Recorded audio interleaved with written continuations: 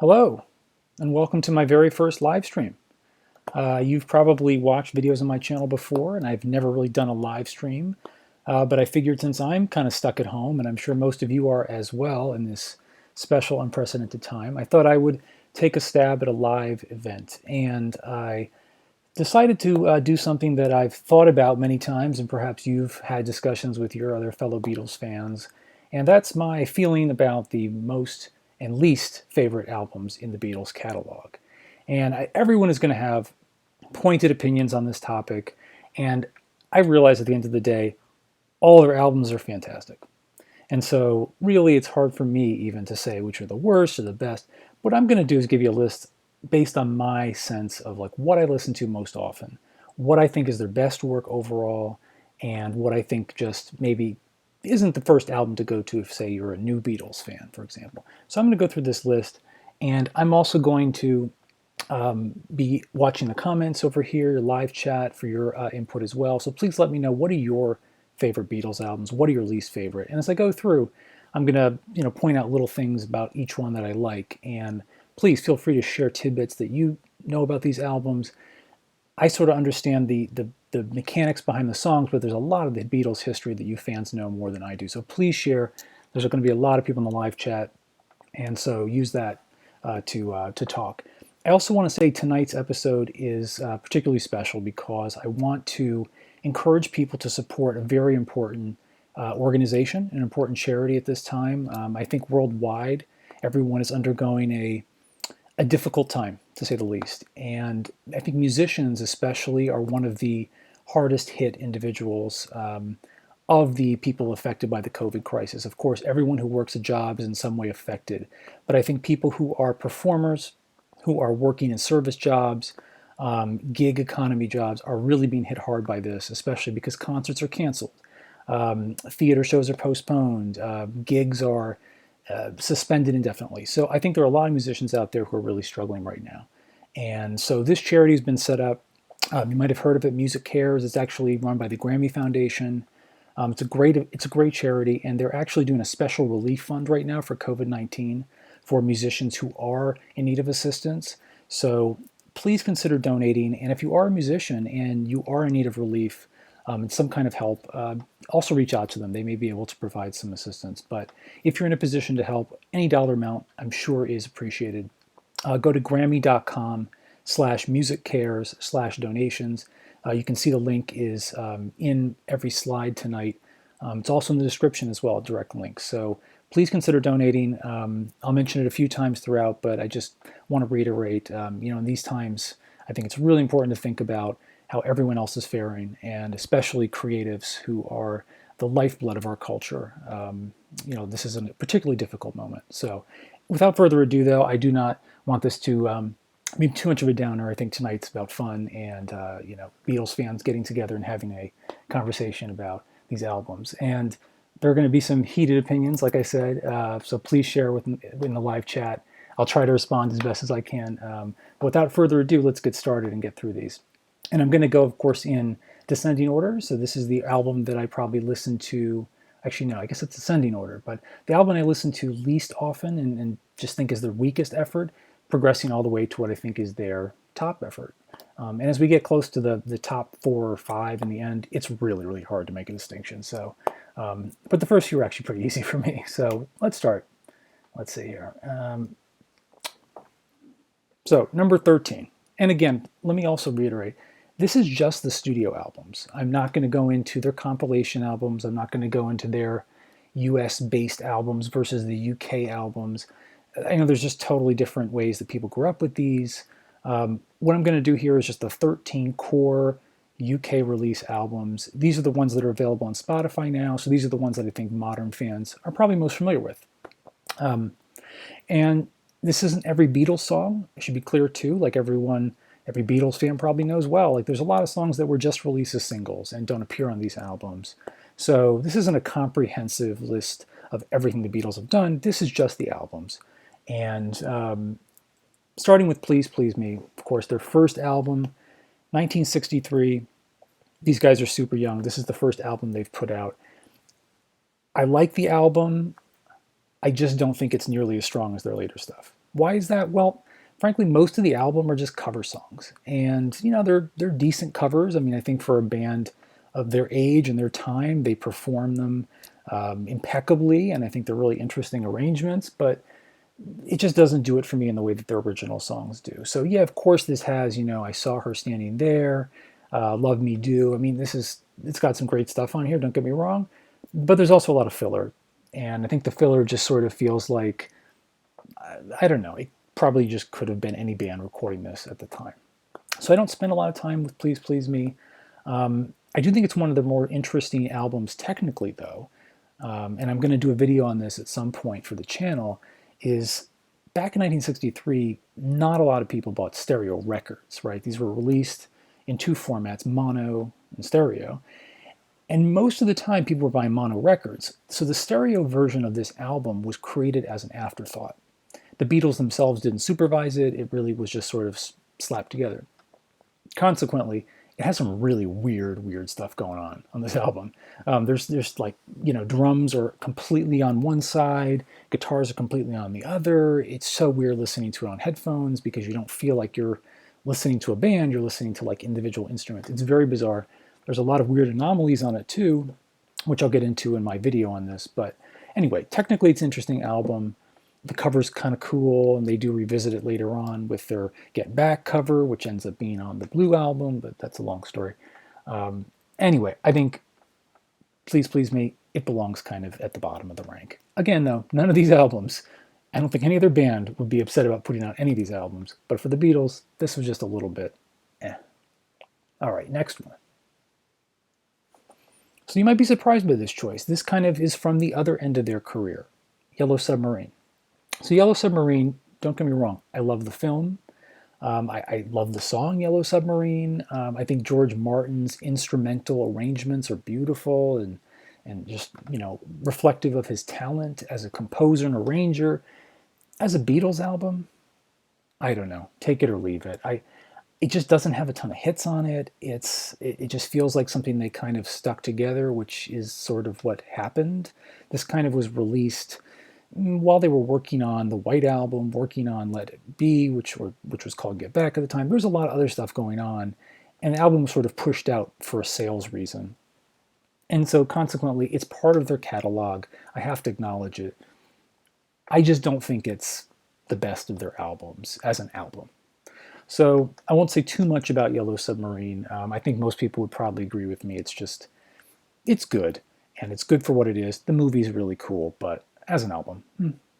So that's why it's in number 12th place. And again, it probably could be switched with Please Please Me. If you're a real big fan of their early stuff, you'd probably rank Please Please Me even higher. But they're sort of like in the same mix of like things that aren't quite Beatles originals. And so hence, they're at the bottom of the list. Moving on, number 12. No, number 11. I'm sorry, I can't keep count of my own list. This is pathetic. Beatles for Sale. So I can already hear a lot of you probably at home being like, what? Why is this so low on the list? And again, sometimes you just sort of have to make choices and put things lower than other things. But I've never really been a huge fan of this album. Beatles for Sale to me feels like they are tired. It feels like they're kind of worn out from being on the road or something. And the songs on it, again, a lot of covers, sort of like Please Please Me, they just feel like sort of perfunctory performances. Like they're good, and don't get me wrong, some of them are great. Kansas City's great. And some of the originals on this are really good too. Don't get me wrong. I love, I'm trying to think what I really love on this album. 8 Days a Week, I think is what opens this, right? No Reply. I mean, there's, again, it's like, for me, it's a little bit of a forgettable album. Maybe because I didn't grow up with it either. It just feels like it was kind of compiled with leftovers from what should have maybe been on one of the other early albums. But again, it's a big transition point for them too. I'm not going to like downplay that. There's a lot of moments on this album that do show signs of what they're leading into with like Rubber Soul and things like that. There's hints of that folk sound coming out. Babies in Black. I mean, that's a really, really interesting song. It's definitely one that's very different from their other stuff. up to that point. So you can start to see the evolution in the group, and I like that aspect of it. I just feel as an album, it just feels a little bit incomplete. Like it could use one or two more like hits. I know that sounds ridiculous, but when you have to make a choice between other albums, Beatles for Sale, for me, it's one of the ones I go to less often than the others. I do like the cover though. I think the photo is pretty cool. Those sort of like mushroom tops, with the black turtlenecks, kind of a cool look they had at the time.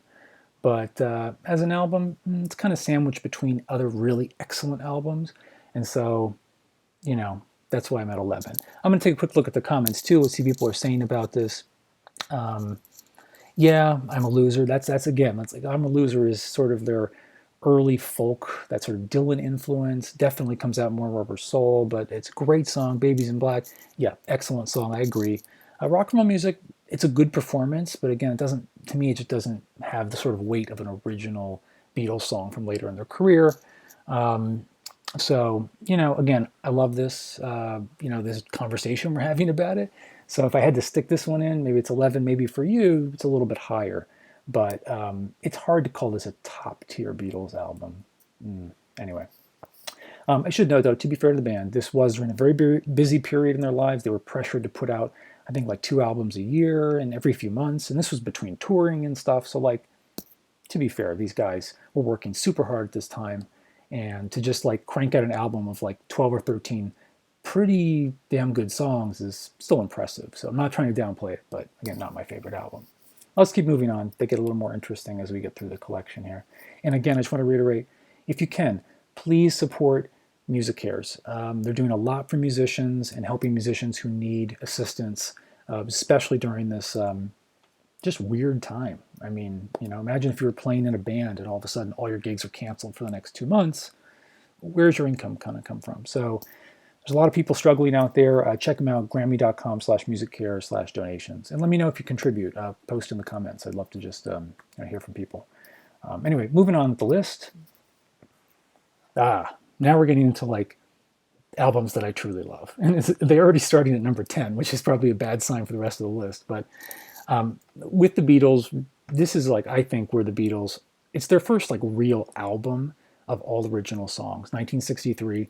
And if you grew up in the US, you probably had Meet the Beatles, which has sort of like the same cover, but with like color and a different track order. And I won't get into all the differences between the US and the UK ones, but this is the UK one. And this is an awesome album. I mean, this just has so much energy. Every song on this album, in my mind, is excellent, especially for this period. There's a few slower ones that maybe you might skip over once in a while, but I just think the arrangements are fantastic. The harmonies are awesome on this. And just the band themselves. This is before they get really tired from the touring, and so they're at the top of their element. So I love the album. I'll listen to it all the way through. And the nice thing about these early albums too, they're on the shorter side. It's almost hard to believe like an album you were paying for basically like a half an hour of music. So these are albums great listening on like your commute into work. Like that's what I love about these. Like you can get through the whole thing in like 30 minutes. And again, excellent. And of course, like the closing track on this is just, I mean, Money is so good. There's just so many things about this one I love. All My Loving, I think that's on this, right? Gosh, I should have put the track list in here. Sometimes I forget. All My Loving, I think, is on here.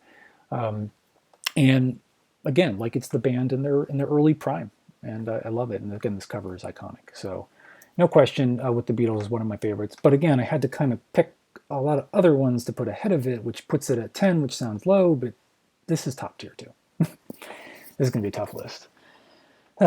Anyway, let me know what you think about With the Beatles in the comments, or if you prefer Meet the Beatles for some strange reason, let me know about that one too. I think that I Want to Hold Your Hand was on Meet the Beatles, but not With the Beatles, but probably should have been on With the Beatles. It's a great song. Anyway. Till There Was You, great performance. I love Paul on that. Sorry I didn't put the track list on here. I probably should have. I'm reading the comments.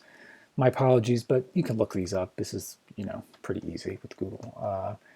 So that's With the Beatles. So we're moving right along here. We're already in the top 10. Let's see what's next. Did you see this one coming? I don't know. Magical Mystery Tour. This is funny because I produced a video not too long ago about it was about, what was the video about? Oh, Let It Be. No. Oh my gosh, I can't believe I remember this. Strawberry Fields Forever. Anyway, it was about the longest gap between Beatles albums. I don't even remember my own videos. It's about the longest gap between albums, and someone pointed out that Magical Mystery Tour actually comes between Sgt. Pepper's and the White Album. Because I had said that, well, this was the longest break in the Beatles' career, and someone was like, no. Magical Mystery Tour, you forgot about it. And I didn't forget about it. It wasn't really a full LP. It's what's called an EP, or in the United States, it was released as an EP, which is extended play as opposed to long play, LP.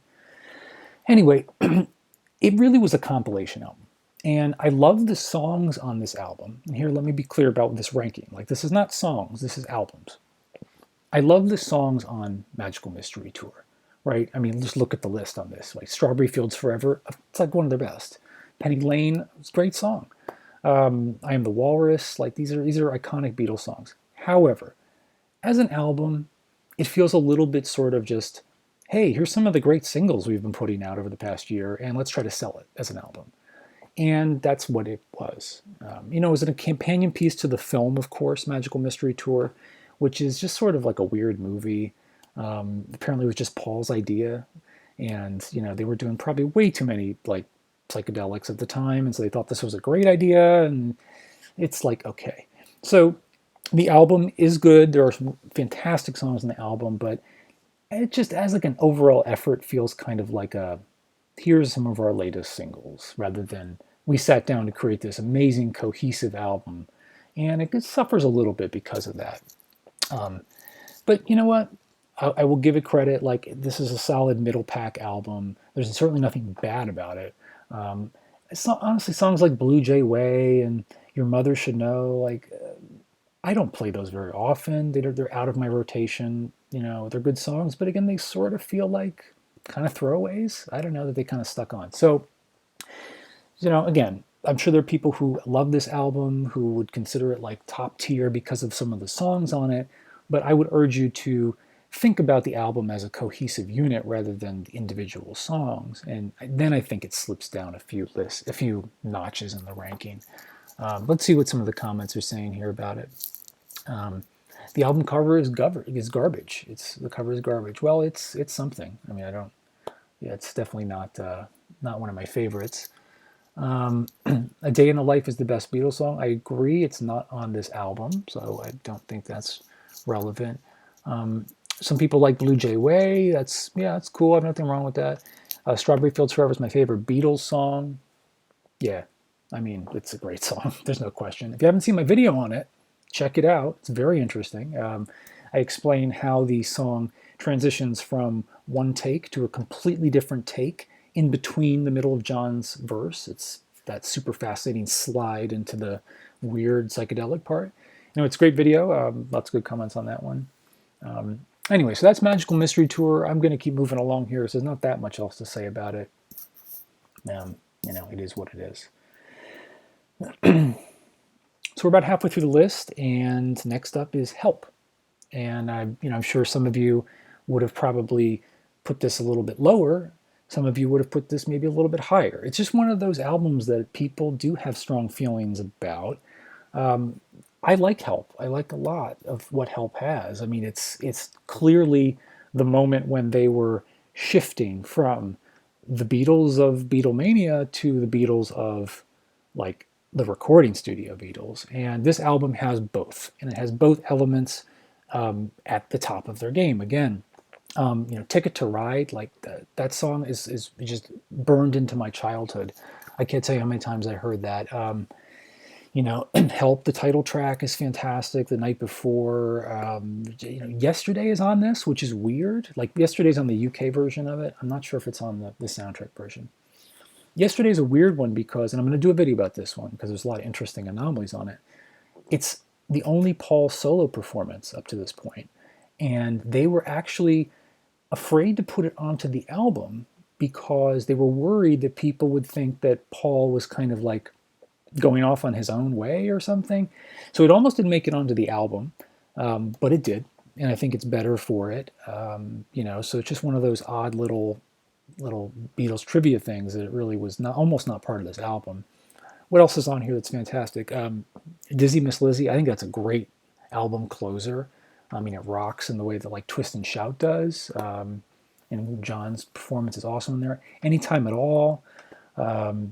What else is on here? Remind me, people, in the comments. That's what I've got you here for. There's just great songs to this album, and I love listening to it all the way through. It just makes me smile. It's a really positive album, and the movie is fun too. I mean, just it captures the spirit of the film well, I think, and I think it's a little bit inferior to another film they made, which not to give you a hint, but obviously we haven't gotten to it yet. It's a little bit inferior to that, but it's great in its own right, and it's hard to say too many bad things about Help. Um, Let me just see here. What's going on in the comments here? News of Beatles Black and White, Magical Mystery Tour, so underrated. Dizzy Miss Lizzy sucks. Well, hey, everybody's got their own opinion. You're gonna lose that girl. Oh yeah, amazing, of course. I've just seen a face is another good one. I mean, just the acoustic numbers on this album alone are really worth the price of admission. So I recommend Help. It's one of those that I sometimes will listen to and over listen to and then have to pull it out of rotation for a while just because you kind of go through it quickly. But anyway, a great album, a nice sort of mid-pack in this list. Let's keep moving on and see what's next on the list. And again, we're about halfway through now, so you probably have a pretty good idea of what's coming up in the last 7 here. But you might be surprised at the order of some of these. I don't know. Here's where it gets really controversial, I'm sure, for people. Moving on. Let It Be.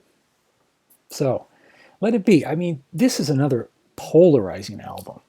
I think some people consider Let It Be to be absolute trash. And those people are mistaken.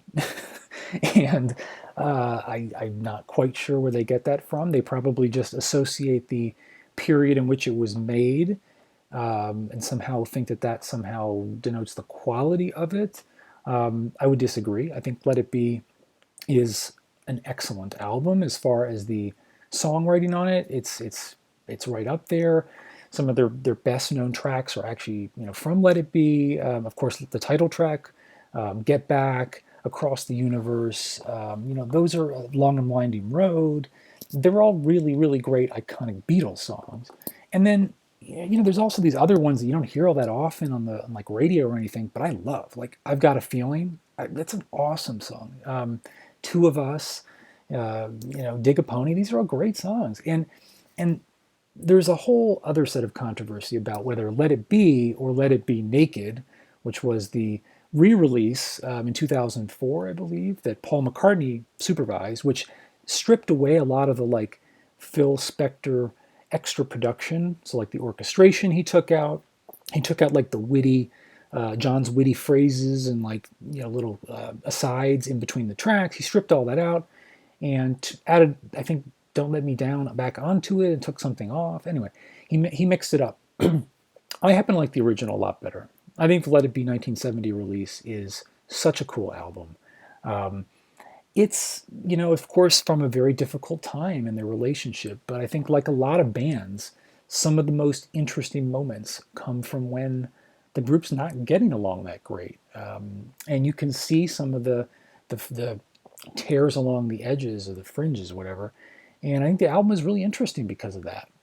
It came out of the project that wanted to get them back to their roots. So it was originally called Get Back. You probably know most of this history. I don't need to explain it to Beatles fans, but the album was called Get Back. It was meant to be a return to roots. Like, let's just go into the studio and lay down some tracks and don't do overdubbing. Don't do all this crazy stuff that we've gotten so swamped by, like with Sgt. Pepper's. Let's go back to the rock and roll. And I think the songs are really good because of that. Now, what's funny is like they completely did away with all of that philosophy because they ended up recording these tracks like 70, 75 times. They did like countless overdubs on some of these things. So like it was kind of BS their whole, back to basics. But at the same time, the band is having fun on a lot of these songs. One After 909, I love how they're revisiting a track that they recorded or they played before they even recorded their first album. And it's just, you can sort of sense the fun they were trying to recapture with it.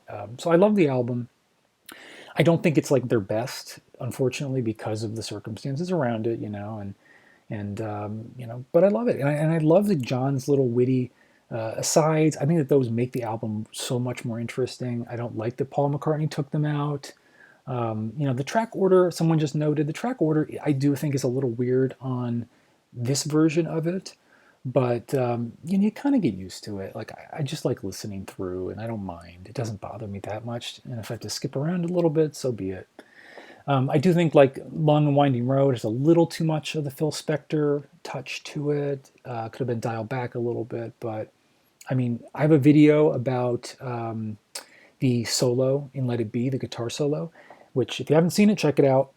But it's just a great example, though, of all like the complexities that went into this album and the tracks and everything at this time. Because there were so many competing interests about what the Beatles wanted from the group and who they wanted to mix it, and whether George Martin was involved or Glenn Johns or Phil Spector. And so like there's such a complicated history to some of those songs. It's really worth unpacking it a little bit to see what it took to get the final result. And they ended up releasing so many different versions of this album and the songs on it that it's just like, what other band does that? I mean, no other band could get away with that except the Beatles. So kind of a funny sort of anomaly of the albums, if you will.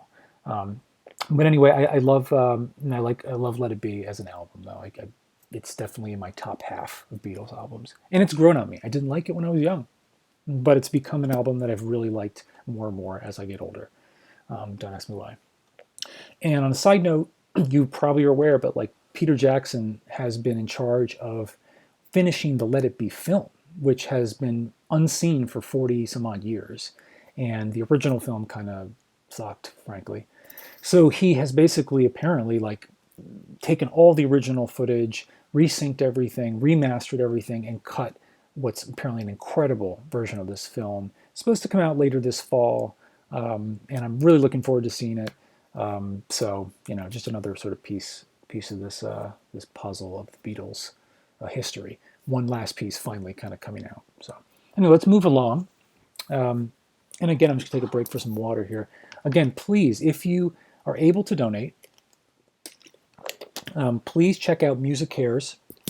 They're a great charity. They're supporting musicians, and it's a difficult time for everybody, and I realize that, and not everybody has extra change to spare, but any amount I think would be really appreciated. So please visit grammy.com/musiccares/donations and contribute to the COVID-19 Relief Fund.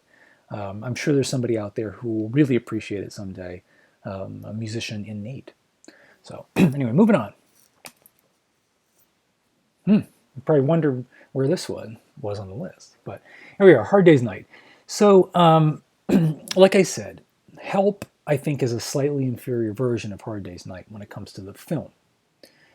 I think the same is kind of true for the album. A Hard Day's Night, the album, is so much fun.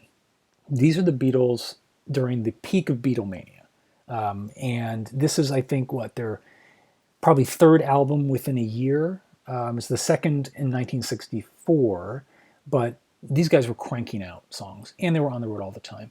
And so Hard Day's Night, I just think, represents such a leap forward in their songwriting from with the Beatles. They're starting to evolve already into this more mature band, but they're still having a ton of fun as this just young, effervescent group. And so the songs on this album are just a blast to listen to. Of course, the title track is amazing. I mean, that opening chord, is there a better opening chord to an album anywhere? I don't know. You tell me. I don't think there is. I Should Have Known Better's on this.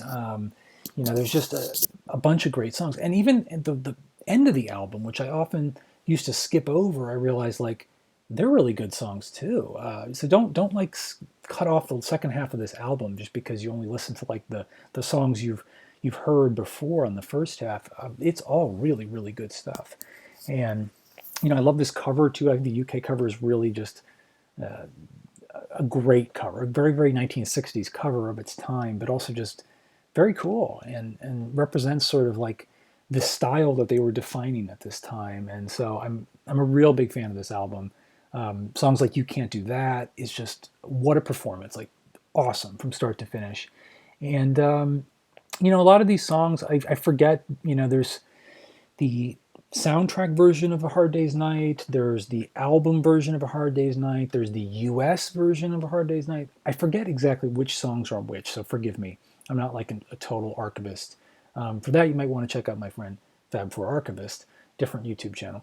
But I usually go to the UK version, and I think it's a lot of the best stuff from this period. So again, just a really fun album. And I love her. And If I Fell, I'm just reading some of your comments here. Yeah, these are all just fantastic songs. And yes, and the only one backwards on this entire album cover, as someone pointed out, George in the middle row. Classic George, right? So just they're having so much fun at this time, and so that's why I love this album. But moving on. All right. Any guesses to what's next? Number 5, and we're getting to the top 5 here. And like I said before, in the top 5, these are all kind of interchangeable. So when I had to pick, it was not easy. It was not easy. But here we go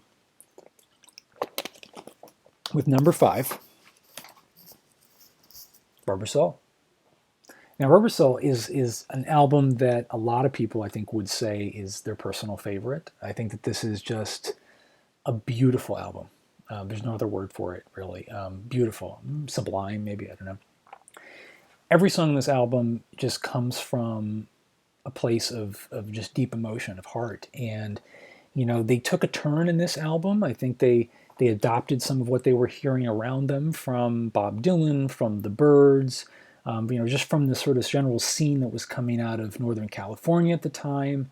This was a couple years before the Summer of Love, but the sort of impulses were definitely flowing into their music. And you started to see how the band was embracing those, but also defining it for themselves in their own way. Like the Beatles were never copycats. They were both evolving with the times and defining the times. And so, like, this is a pretty impressive album when you consider what had come out, a year before, or 2 years before? Like, it's just a monumental leap in terms of the subject matter, in terms of the arrangements and the instruments they're bringing into here. This is the first time, I think, or maybe we heard it on Help, but this is the first time we prominently hear like a sitar or these like Indian instruments that George had discovered at Abbey Road. And like songs like Norwegian Wood, like those are beautiful, timeless songs. It opens with Drive My Car, which is actually it's a bit funny to open with that because it sort of feels like it's from a previous era. And maybe that's part of the reason they wanted to sort of like bridge that gap. But Drive My Car feels like it's kind of part of their old era. And then you get into Norwegian Wood by track 2 and you realize like this is a different band. Like we're in a different place entirely. My personal favorites from this album are actually You Won't See Me. I think that is just totally underrated classic and a fantastic song. I did a video on I'm Looking Through You, and it's just, despite it being messy, and I get a lot of flack in the comments from people who say, oh, how dare you call the Beatles messy? I was like, just get a grip. Like, what I'm trying to say is, like, they're loose in the track, and they're loose intentionally, and, it doesn't make it any less of a song. People are like, oh, you hate the song because you called it messy. Completely wrong. But that's okay. People are often completely wrong in the comments. But I love songs like that. I think that this album has just so many examples of just really, really cool, like deep songwriting that they just weren't into a few years before this. Michelle, trying to think what else. The Word. What else? Come on, help me out here, folks. Think for Yourself. Yeah, these are all such great songs. Sometimes I forget what's even on the albums because you just think the songs are so good, but you forget they actually came from an album. Anyway, I love Rubber Soul. I love the cover of Rubber Soul. Incidentally, I think this was the first album I probably ever listened to, or one of the first. My mom had a copy of the LP from when she was growing up. And so it was a really well-worn mono US copy of Rubber Soul. And I just remember like listening to this album as a kid and was like, this is amazing. And the US version didn't even have all the damn songs that the UK version had. Totally different order for some reason. They were still doing that sort of variation, but it was a fantastic album. The cover is kind of mesmerizing. When you realize that John's the only one looking at you on the cover, it's a little weird. Anyway, I do love Rubber Soul. And, it wasn't until I was like an adult, this is sad to say, It wasn't until I was an adult that I got the pun in the title. It took me forever. But anyway, I love Rubber Soul, and it definitely belongs in top tier Beatles. So let's see what some of the comments are. Yeah, Nowhere Man. Yeah, of course. How could I forget about Nowhere Man? If I Needed Someone is really just beautiful. And again, you hear a lot of that Birds influenced guitar playing. You hear a lot of the 12 string that George was really fond of at the time. And it kind of lends itself to that sort of mid 60s, pre Summer of Love sound. And it fits in really well. And again, this is a contemporary of like Pet Sounds. And a lot of people say, like, oh, Pet Sounds, so and so copied this and they copied that. I think that's all ridiculous. I think they were all at the same time experimenting with these new dimensions in music, with new studio techniques, especially, and more time. Like they were finally getting off the road around this time and just had more space and more freedom and more resources and frankly more pot. And so they were able to come up with stuff that they just really weren't able to do a few years before that under the restrictions of like the pop machine. So Rubber Soul, I mean, I could talk about Rubber Soul all night alone, but I won't. I'll keep going. But again, let's see if there's any more comments on Rubber Soul. Someone saying, what's the pun? Well, I mean, maybe someone else can explain it better than I am, but like a rubber sole will be like on a shoe, but it's soul, Soul. So I don't know, kind of nice. Because soul at the time, soul music. Anyway, I don't need to explain this. Probably a terrible explanation. But great album, great title, great songs. Let's keep moving on. All right, number 4, 3, 2, 1. I see some people are guessing to see what my list is. This guy has, let's see, pretty close. And you'll have to sit and I'm not going to reveal it in advance. In my life. How could I forget in my life? Anyway. All right, moving on. Number 4, Sgt. Pepper's. Again, a controversial choice here. I think some people would put this as number 1. I think a lot of lists of like best albums of all time or most influential music of all time will put Sgt. Pepper's at like number 1. Sometimes number 2, maybe, I don't know. Usually, though, it's very highly ranked on any list. And for me, it's number 4. Now, that's, of course, top tier, but it's not number 1. I'll explain why. I think that Sgt. Pepper's is, without a doubt, the Beatles' most creative effort. And I mean that in the sense that they spent so much time crafting this album. And I mean album, really. They spent time thinking about everything from the cover art to the way that the album would play through tracks and not skip between them, something that people hadn't done up to that point. The fact that they had the album run out into a groove that had a sound that would play on loop endlessly, and a dog whistle sound that only your dog could hear. I mean, just stuff that was baked into this album. Oh, and the the lyric sheet was included in the album. That was something that people didn't really do up to that point. There's art, there's stickers in it. Like the whole package was so creatively inspired. And again, this is like during the time of like pop art becoming a thing, and the album itself was meant to be a piece of art. It was far more than just an album. But as an album of music, I think that there are times that the effort that went into making it this experiment holds it back a little bit from being songs that I love as a cohesive like entity. I know this is a little bit weird. Let me explain a little bit differently, but I do love the songs on this album. I love the title track. I love the reprise. A Day in the Life, of course, like top 5 Beatles song, without a doubt. I love the stuff like Within You, Without You, Getting Better. Those are all, I think, Good Morning, Lovely Rita. Like all these songs, they're great. They're awesome songs, and I love hearing them. But there's just something about it all that does feel a little bit overproduced. And again, I'm sort of like reaching here. I know I'm in like the top 5, so it's really hard to like find something bad about this album. But if I had to, I think it's just that maybe in this case, the overall design of the album overpowers some of the individual songs, and conversely, listening to it throughout feels like a bit of an exercise, a bit of a, I don't want to say a chore because I love doing it, but I don't know. There's really not much else to say about why I don't like it. I love it in every other regard. It's just, it's so creative. It's so inspired. They spent so much time on this album. I mean, months and months and months. And remember, this was a band. This was 1967.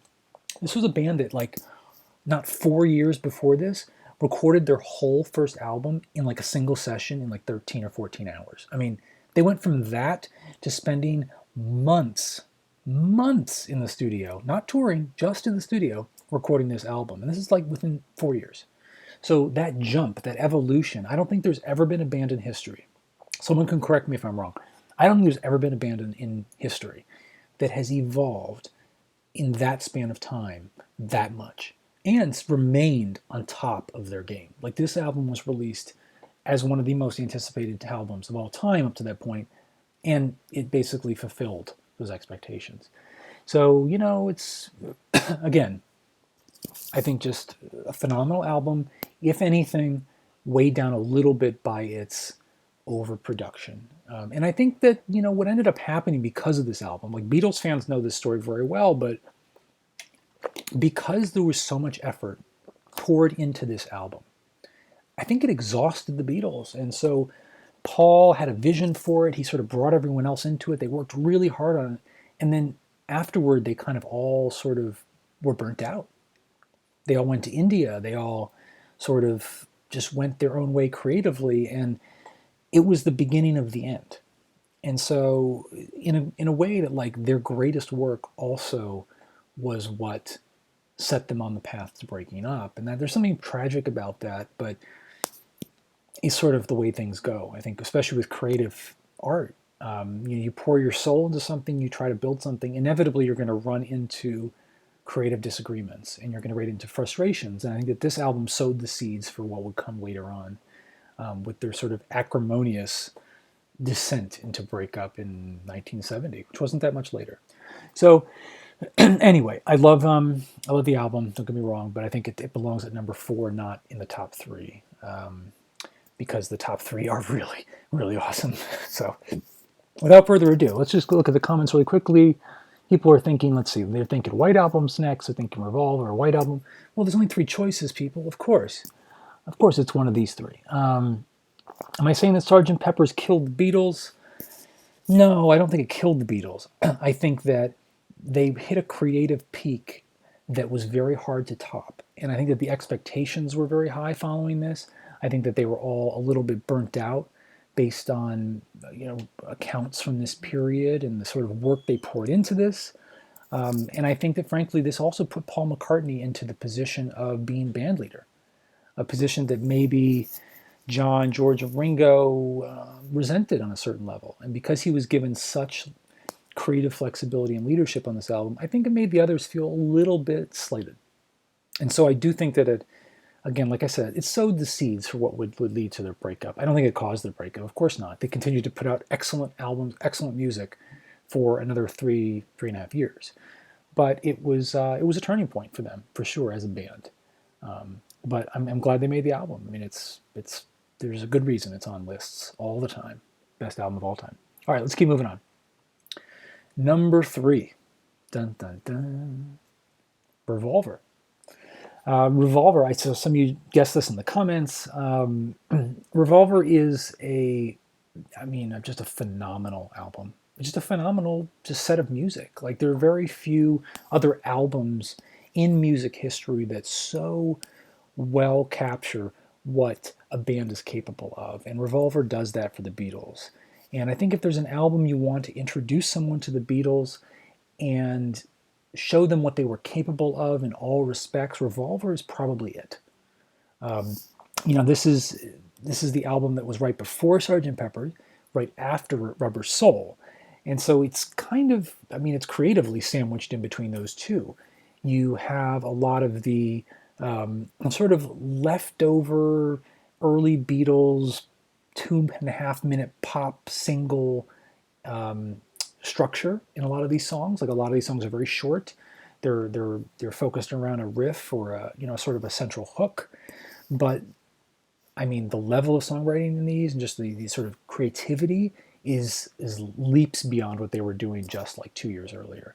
So, this is also the album on the other side of it that starts to dip into the psychedelia, that starts to dip into the, breaking down the sort of barriers of what was considered a pop song at the time. And so they took creative risks that, other bands were taking at the time. I'm not going to lie that there weren't anybody else doing anything like this, but for the Beatles to do this, for the Beatles to release a song like Tomorrow Never Knows as a pop album, on a pop album, was a pretty dramatic statement at the time. Like everyone bought Beatles albums in the 60s, like everyone. Or if it wasn't everyone, it was like the parents of everyone bought Beatles albums.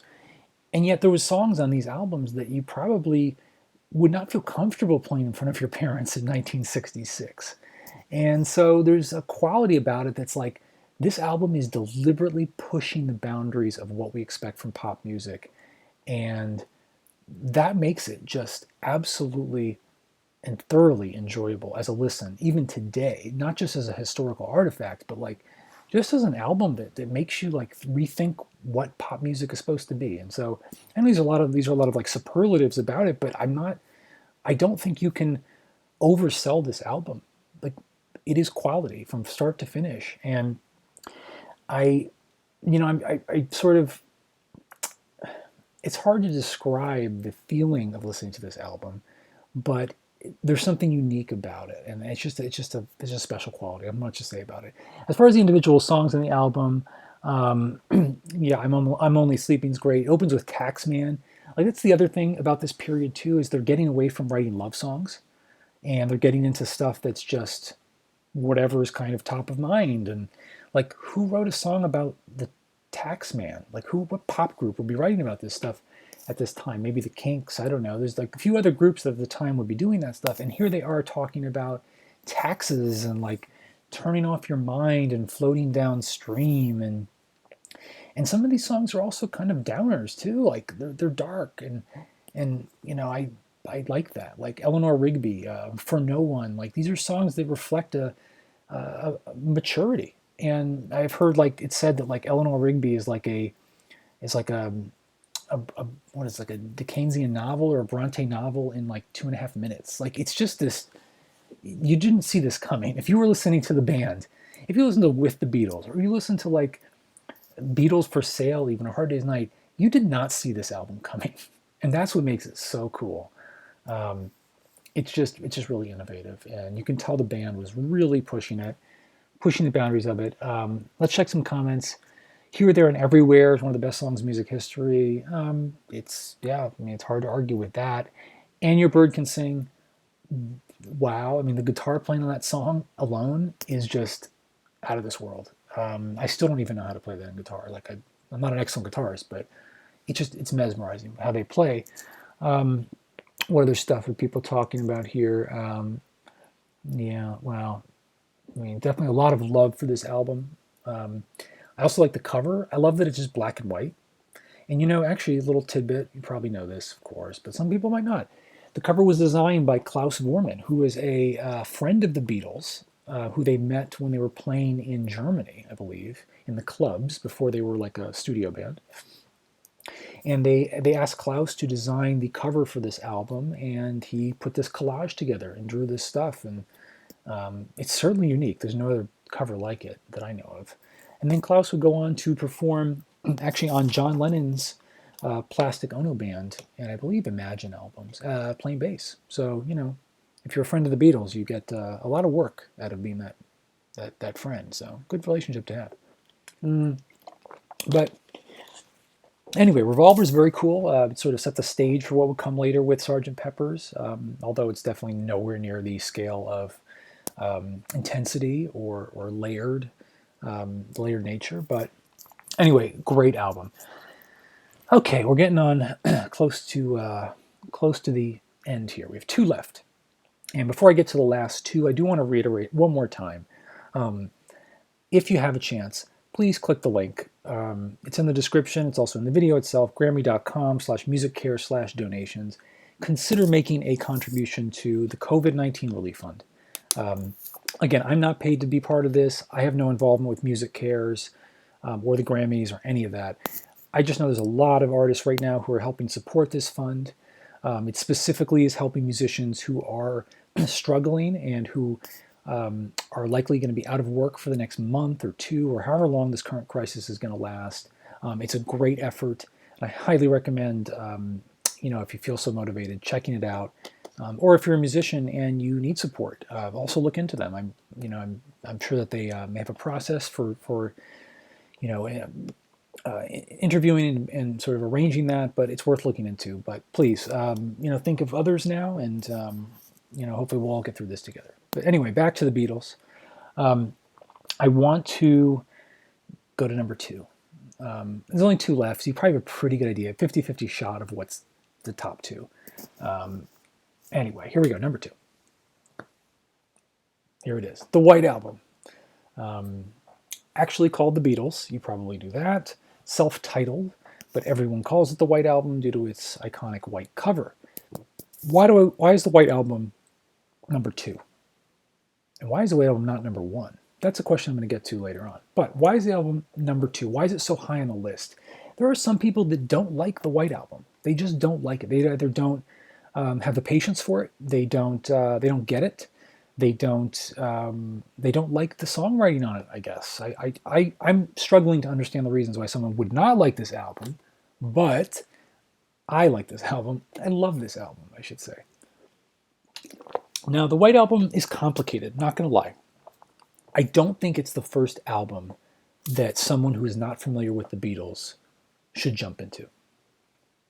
I think it's asking a lot. I think it's, as an album, well, first off, it's a double album. It's their only double album.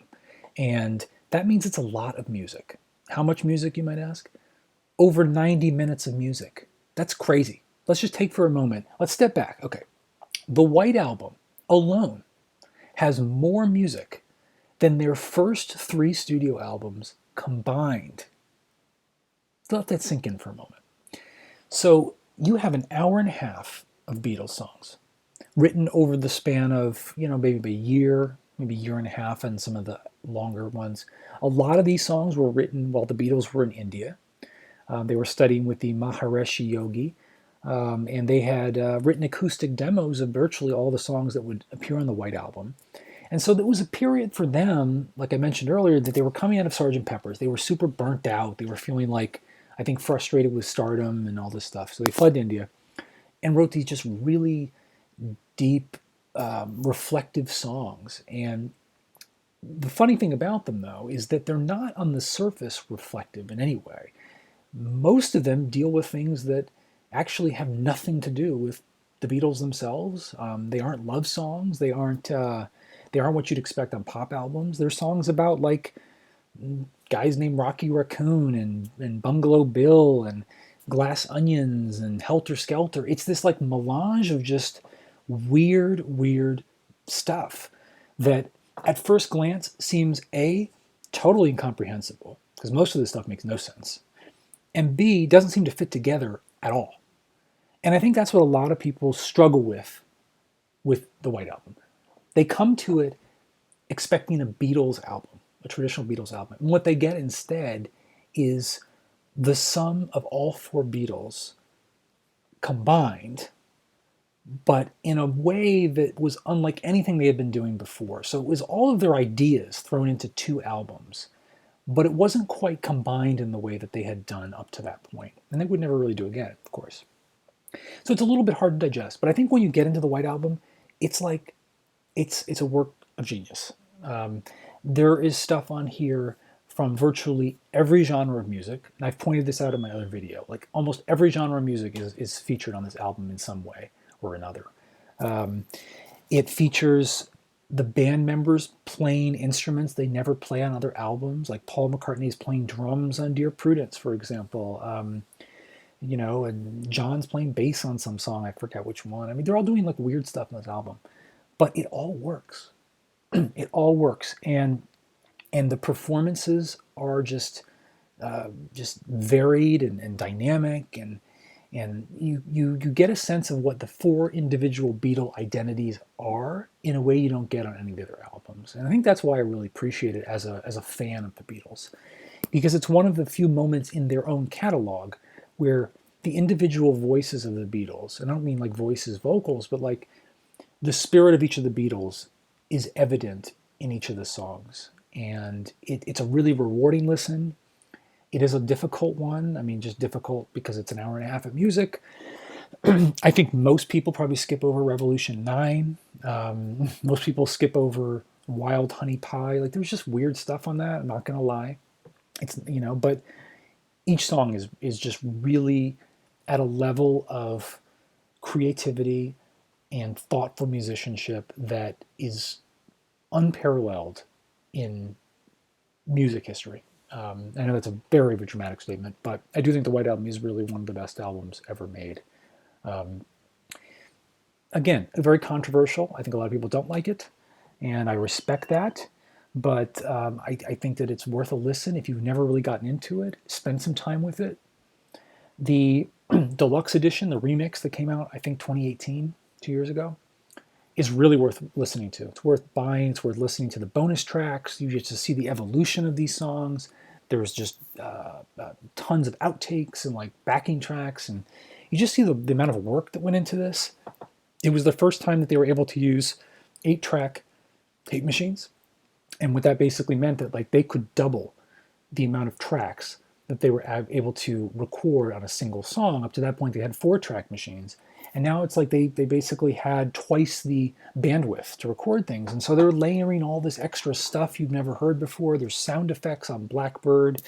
There's just all these just very unique sounds. And some of my favorite songs on there, I really like Helter Skelter. I love Dear Prudence, Back in the USSR. Of course, While My Guitar Gently Weeps.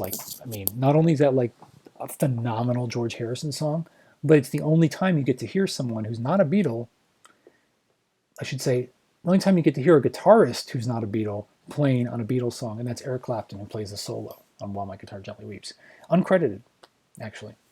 But again, like, there's so much cool stuff on the White Album. It's like a treasure. And so each time you visit it, you dig a little deeper and you find something else you'd never found before. And that's really what I love about it. It's an experience. You can go into it, fall into it, and it's like an evening of listening.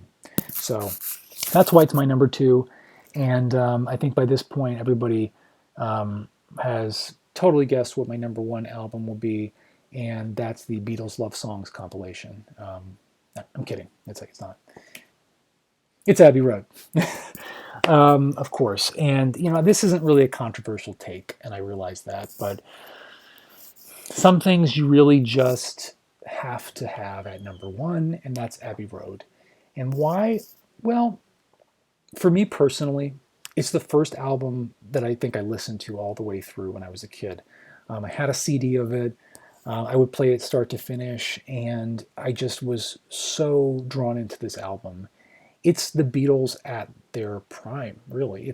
They've refined everything that they had tried up to that point and put it into one album that just flowed so well and represents an incredible capstone to their career. Now, of course, there's the whole thing about how, well, this was actually not their last released album. Let It Be came out after this. But this was their last album produced together as a band, recorded and produced. And so it is a capstone. It is the moment that the band, looking down the sort of inevitable, specter of breaking up, no pun intended, Phil Spector, and realizing that they had one last chance to kind of pull off an amazing album. And I think that even though that was probably unspoken at the time, it definitely is part of the spirit of this album. It is, without a doubt, filled with excellent songs start to finish. There's no clunkers on this album. I don't care what you think about Maxwell's Silver Hammer. I still think it's a great song, and I don't skip over it. The first side is just one great song after another, Come Together, Something, Maxwell's Oh Darling, Octopus's Garden, and of course I Want You, She's So Heavy, which I did a recent video on, are all just awesome songs. Nothing needs to be really said about those aside from the fact that they're incredible. And side two is the medley. And the medley is on a whole other level. You know, two medleys essentially, right? The first part and the second part. What other band was really taking that kind of an artistic leap and doing it in a way that just felt not contrived, but actually like it was intentional? Like it wasn't just some afterthought. Like actually, even though it was kind of an afterthought, it just works really well. It flows very well, and it's kind of a treat. To me, it's like this is the last 15-20 minute stretch of the Beatles recording career, right? And it's this little taste of what each of them contributed to the band in this nice little package. And it ends, of course, on the end.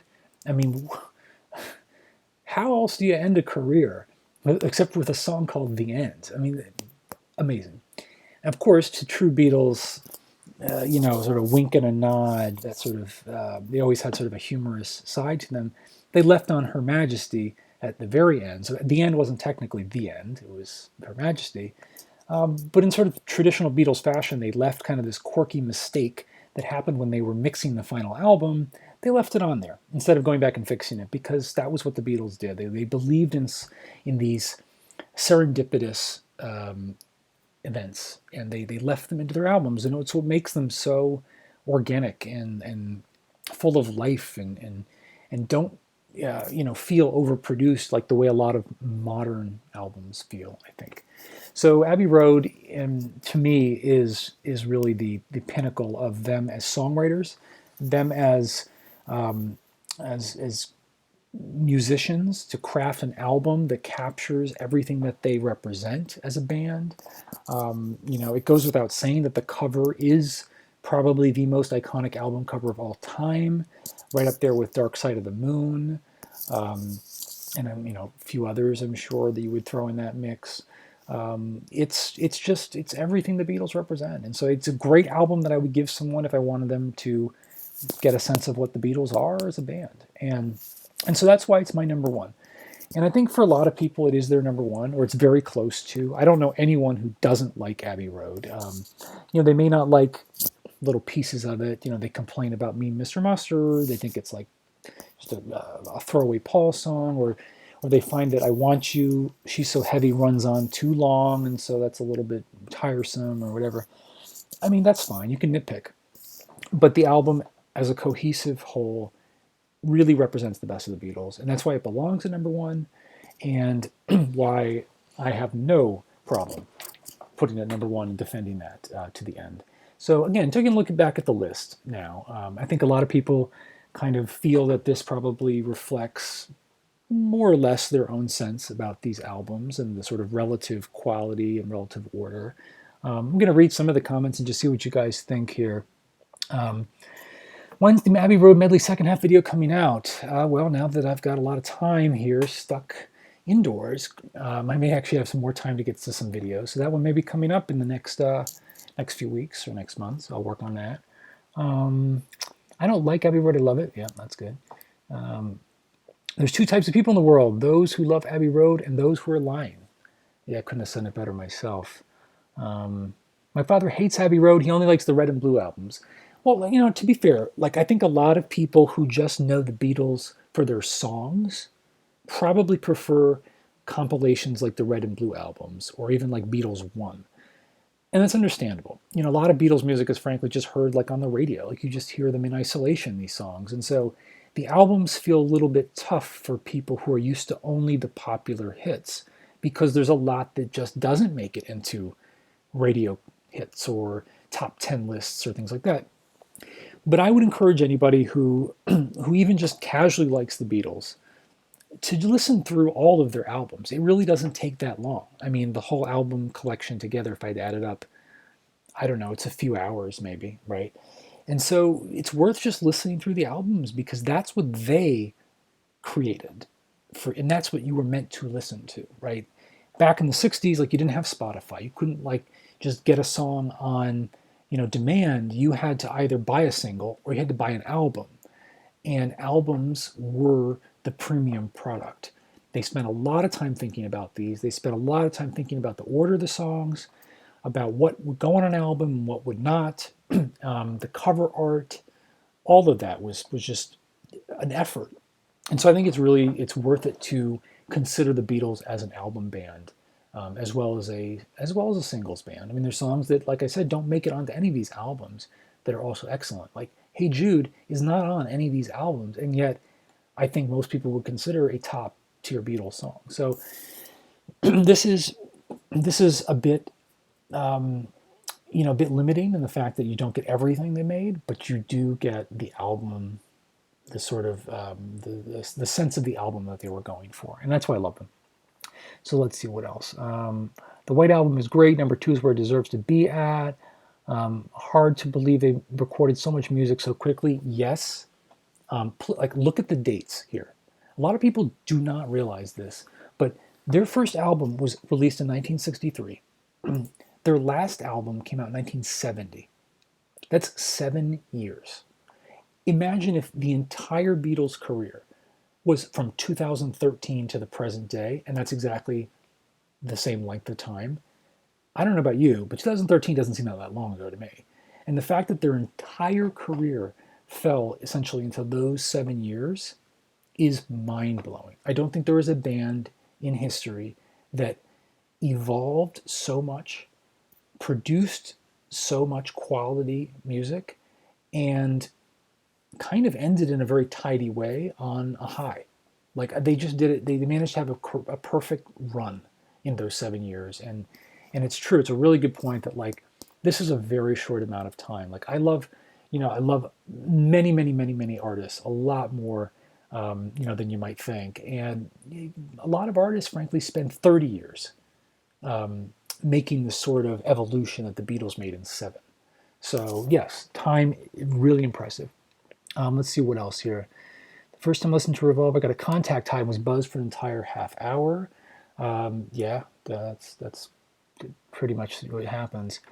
Let's see. Please, Please Me deserves at least 10th.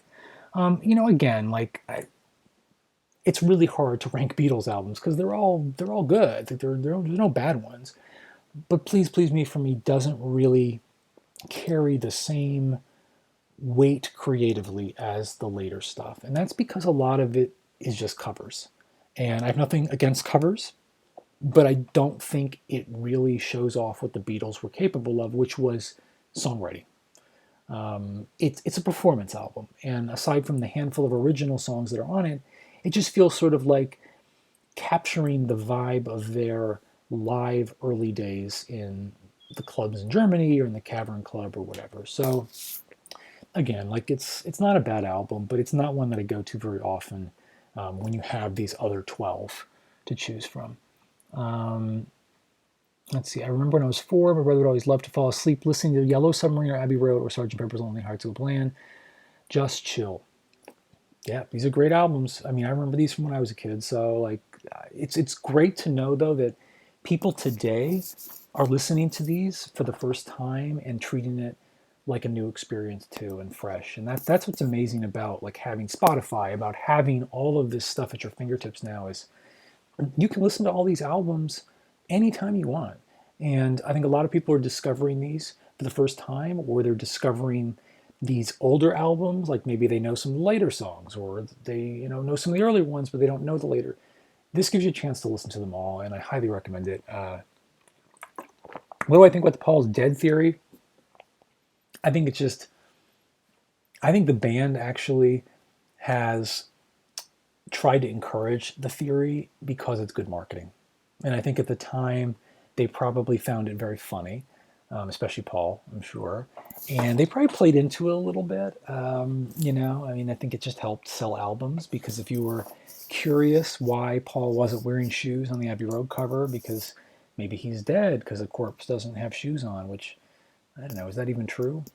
I think it causes people to go buy the album, check it out, or at least go to the record store and look at it. So I do think there's a bit of, like, people just like to buy into those kinds of things because they're fun. Let's see what else. Thoughts on With a Little Help from My Friends by the Flaming Lips. You know, I'm a big fan of Flaming Lips, and I like some of their work, their cover work. In fact, I will recommend, check this out now. They do an awesome live cover of I Want You, She's So Heavy. Check it out on YouTube. There's a bunch of performances of it recorded. And I think the Flaming Lips, they get the Beatles. They understand the power of the Beatles music. I didn't love, though, that effort. I just didn't love it. And maybe it's because I don't like people really touching much of the Beatles catalog, so it's a little tough for me. But it's their own expression. I get it, and I just love them as a band, but it just didn't do it for me. Um, what else? Let's see. And I'm only joking. I'm 12. I'm only 12, and I love a lot of the songs um, from the 60s, 70s, 40s, 50s. I don't like none of the rap or hip hop or pop. Look, I mean, to everyone who's young and likes listening to the Beatles or really any kind of music, there's absolutely no shame in liking things that are from before your time. You know, I think music is one of those really cool things because it transcends your generation. It transcends your background. It transcends your country or your identity. It's something that everyone relates to and relates to in different ways. So listen to whatever you want. Don't worry about what your friends are listening to. Um, you can take suggestions from people, and I'm always open to new music and encouraging people to find artists today that are doing interesting things. There are definitely artists out there that are talented, that are producing quality music, just like the Beatles did in the 60s. But what I do think is special about the Beatles is that there are few bands and few people really in history that were able to not only be musicians at the top of their game throughout their career, but also cultural icons, I mean, influencers before that was a term. In an era before there was social media and all this other stuff to promote yourself, the Beatles knew that they could promote their ideas, not just through their music, but through their style, through the things they said, through their interviews, through their movies, through all this stuff. So, like, I mean, they're just an incredible example of like an all around cultural icon, cultural powerhouse. And I don't think we've seen anything like that recently. I just think that there's too much out there. There's too much noise now, and it's very hard for one artist or one band to take that consistently um, over the years. I just don't think it's as easy to do as it used to be. I wouldn't say easy, but I just don't think it's as possible now. Everyone kind of has their own, um, limitations and areas. But anyway, um, let's see. Let's see. Yeah. Mhm. How old am I? I'm in my early 30s. I won't say the exact year. I'm in my early 30s. But yeah, I've been listening to the Beatles probably since I was, well, my parents had the albums. So I listened to them since I probably had been born. So, lifelong fan. Let's see what else we got. What about the Butcher cover? It's pretty weird. Yeah, I've never actually seen one in person, but like, I don't know what the hell they were thinking with that. I mean, that's super weird. Just, I guess somebody thought it was a good idea and it was not. Let It Be is a little bit higher for you. This is Emilio. Doesn't have the cohesion of others, but you can really hear how they murder. Yeah, yeah. I mean, look, as I said when we talked about Let It Be, I do think it's a great album, and I think it's unfairly maligned. I think a lot of people consider it like trash or like bottom of the pile, worst album they ever made. And I don't know where that comes from. I think it's just because like it was around the breakup. I think that's really just overlooking the fact that there's excellent music on Let It Be, and it's just one of my go-tos. Actually, in the past couple of years, I've listened to Let It Be probably almost as much as some of these other top five albums. So, yeah, I mean, I'm totally Let It Be fan. Mm, let's see what else we got on here. Yeah, the Let It Be movie. That's going to be awesome. Okay, at my school, I get criticized for liking always the same guy. Yeah, don't worry what other people judge your music taste as. Don't worry, they'll catch up someday. You're probably just ahead of the curve. Listen to what you like, and respect other people's choices too. Like, that's cool. People will love to judge what they don't understand. Um, so just keep on listening to whatever you want to listen to. What's my favorite Beatles movie? This may be shocking, but I haven't seen them all actually. I've seen parts of Magical Mystery Tour, but like was just really turned off. That kind of just was weird. I haven't seen Let It Be, obviously, because it's not available. I will see it when it comes out. Probably the best one's A Hard Day's Night. I mean, it's a fun movie. It's like Richard Lester is a fantastic director. It's of its time, definitely. Like I think a lot of people probably struggle because it's like, oh, it's black and white. It looks like an old movie, but it captures that Beatlemania, and the band is so funny at that time. They're so youthful and like they love what they're doing. You can tell. So like I think it's just an enjoyable, funny movie. So it's probably my favorite one. But admittedly, I haven't seen all of them, so I can't say. Um, let's see. The Love album. I'm glad someone asked about the Love album. I really enjoy the Love album. I think that it is. It's not for everyone. I think there's just some people who see art as not meant to be, sort of remixed in any way, like in the, and I respect that. But I think the Love album, especially the fact that it was done by George Martin and the Beatles approved it, like it's not some like really like rebellious thing that some other artists did. Like it's actually part of the canon. I think that it shows how the music that the Beatles made is so complex and richly layered that even if you reconfigure it and you move it together and you like switch parts around and you switch like the drum track from here, it still works, and it works differently and it creates different feelings. But it just shows how versatile it is. I don't know how else to describe it. Like I like that experience because it's almost like a familiar sound in a new package, and it's really cool. I've never seen the show Love, the Cirque du Soleil show. I've never seen it. I'd love to see it. I'm sure it's really good, but it doesn't seem like we're gonna be going to Vegas anytime soon, so that's too bad. But the album's cool, and I know there's a 5.1 surround sound mix.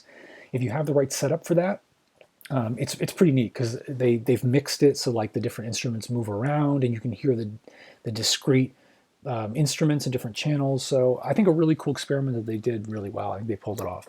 Let's see what else we got. What's my single favorite Beatles song? That's impossible. It changes with my mood, frankly. I mean, the ones that come to mind, like "Hey Jude" comes to mind right away. Of course, some people hate it, but I love it. I think that like "Let It Be" is really up there. Their songs are well known for a reason. I don't think there's any like hidden surprises in what are considered the best Beatles songs. But it's really hard for me to put it on one, which is why I think the albums, it's actually easier to even say an album is number one than a song, because they're all so good in so many different ways. Um, but let's see. Um, well, okay. Let's see what else we're saying. What else? What are people's? I'm curious. What are people's like least favorite albums from the Beatles? I mean, which albums do you not listen to very often? Because I think there's a lot more controversy in the bottom tier of the albums. Like I put "Please Please Me." Some people don't like that. Are there any surprising ones that you don't like? Maybe mention that. Let's see. What else? Favorite album by a solo Beatle? That's a good question. Favorite album by a solo Beatle? I think that this is tough. I like John Lennon's first two albums very much. I like Plastic Ono Band. I should say his first two post Beatles albums. Plastic Ono Band, and I like Imagine. I think they're both excellent records. But I think George probably pulled off more with All Things Must Pass. I think that that's just a much more impressive effort overall. And for the member of the band who was often kind of like the quiet one, who just never really had his moment to shine, All Things Must Pass feels kind of like this like breaking out moment where he's able to finally release all this creative energy. And it kind of shows that he really had a lot more talent than people gave him credit for as a songwriter. So I think it's probably the most impressive post-Beatles album. I do also like Ram. and McCartney won. They're both really good too. I mean, so they were all talented. Notice I didn't say a single Ringo album. Ringo, like I love Ringo. He really tried with those solo albums to kind of ride that post Beatles success, but ultimately I just don't think he's like up to the level of songwriting of the other three. So I think it shows. But yeah, I think All Things Must Pass is probably the best post Beatles album. Um, Beatles for Sale is like a modern Disney movie that only sells because it's Disney. That's a good way to put it. Never thought of it that way. Yeah, I think if Beatles for Sale were by any other band, I think it would just be like a forgotten album of the 60s, like any other boy band group of like 64, 65. It could have easily been one of those. I just don't think there's much about it that's like transcendent in the way that the other albums are. But you can argue with me on that. Like, that's fine. Um, let's see. Who's my favorite Beatle? I'm not going to answer that. There's no favorite. They're all different and cool and interesting in their own ways. Let's see. Your thoughts on Hey Bulldog? Hey Bulldog is, I'm going to do a video about Hey Bulldog at some point. And in fact, I recommend, if you don't subscribe to a channel called Fab4 Archivist, I highly recommend checking him out. Lance is a good friend of mine, and he did a great video on the making of Hey Bulldog, and it's a really crazy story. I think it's a really fun track. I think it's one of the ones where John, especially, is sort of like let loose to kind of do whatever he wants, and it ends up being really fun and a bit funny even. And I like the energy. It's just a great track, and I think definitely also underappreciated because it's sort of buried in, I guess, the Yellow Submarine album. So I think a lot of people just don't know it. Great song though. What's my favorite Beatles single? I don't know. Again, probably Hey Jude. I mean, I just think it broke a lot of boundaries. It's just an anthem. It's it's such an enjoyable performance. I don't know. Hey Jude, it's got to be it, and it's not on any of these albums, so it's probably the best single for sure. Mm, let's see. Across the Universe movie. I think I saw like half of it on a plane. I couldn't watch the rest of it. I didn't love it. And another take. I saw yesterday, the Beatles inspired movie like from last year. Didn't like it. I mean, I get what they were trying to do. The premise was good. I mean, it could have really been interesting, and I thought it started off really well, and then just sort of fell apart. I don't know. I wasn't impressed. And given like you're making a movie about Beatles music, that's hard to screw up. Mm. Anyway, didn't love it. Um, let's see. She Loves You or I Want to Hold Your Hand. Um, I think I Want to Hold Your Hand is they're really both good, but I Want to Hold Your Hand I think is more. Yeah, I like that one better. Um, let's see. What editing software do I use to produce my videos? I actually use Final Cut Pro 10. That's also controversial. I know a lot of editors don't like using it. And I also use Premiere. I'm familiar with Premiere, so like I get it. Both have their uses, but I use Final Cut Pro 10. It's just easier for me, faster, and it runs very well on my computer, so I use it. And I make most of my videos with that, I think. Yeah. I agree. Yesterday was awful. Yeah. What do I think of the U.S. versions? Oh, the U.S. versions of the albums. I haven't listened to them all. In fact, like when I grew up, like my parents, I'm in the U.S. As you couldn't tell already. My parents owned the U.S. versions of the albums because you couldn't buy the U.K. ones here. They weren't even sold, I don't think. And so the first exposure I had was actually to the U.S. Beatles albums.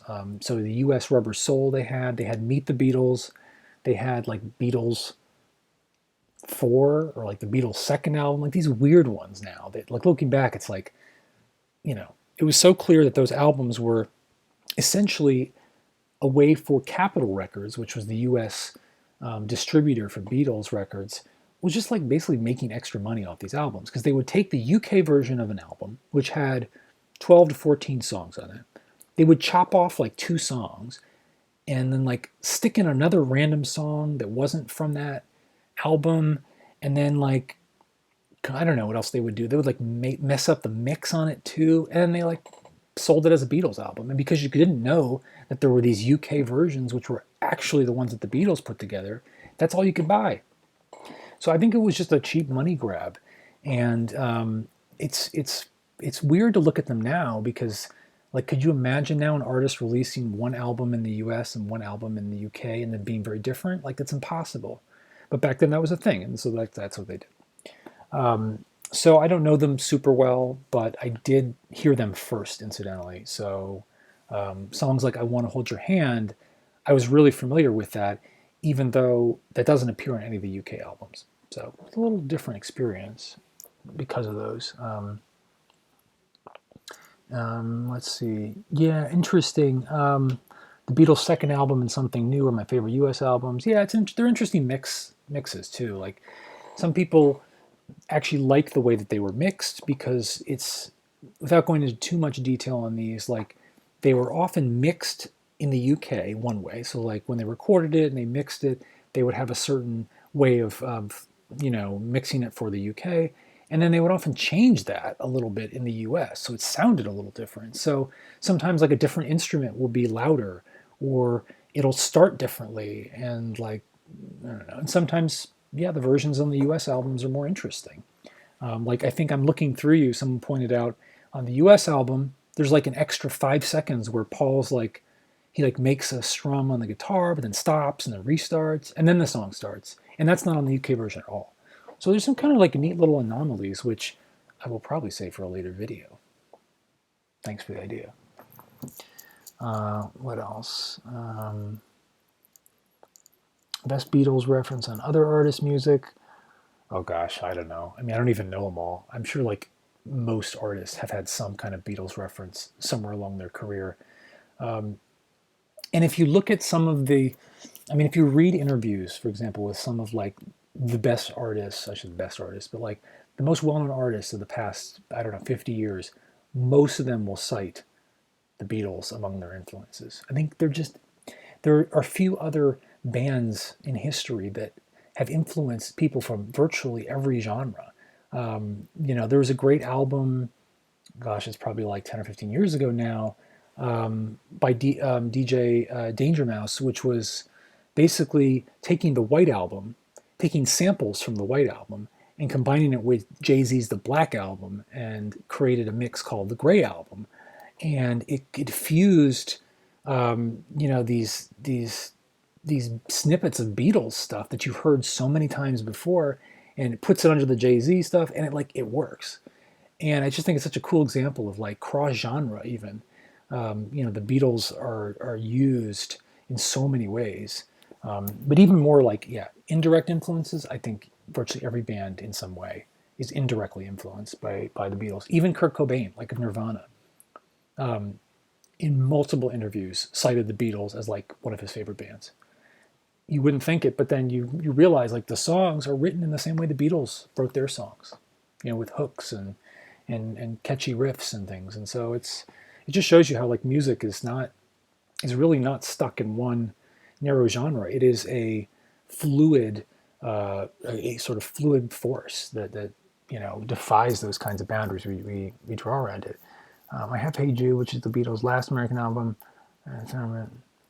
Yeah, Hey Jude is actually one of the interesting US ones too, because it has a lot of those songs that got lost on the last few albums because they weren't released as they were released as singles but not as albums.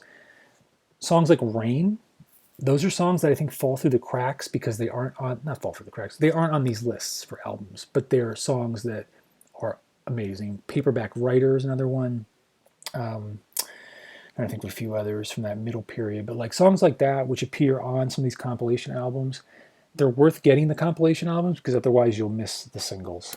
And they're as good as any of the songs on the albums. But let's see.